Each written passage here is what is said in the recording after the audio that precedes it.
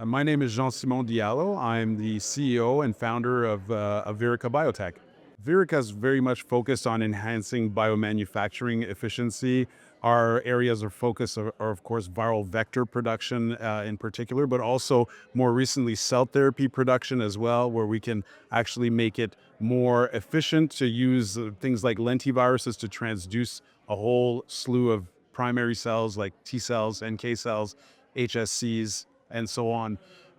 We're seeing a lot of really promising data coming from our new line of AAV enhancers as well as lentivirus production enhancers, which we're rolling into our market. We're very excited to be rolling out some of our first off-the-shelf products. So watch out for that upcoming announcement at Bio Europe.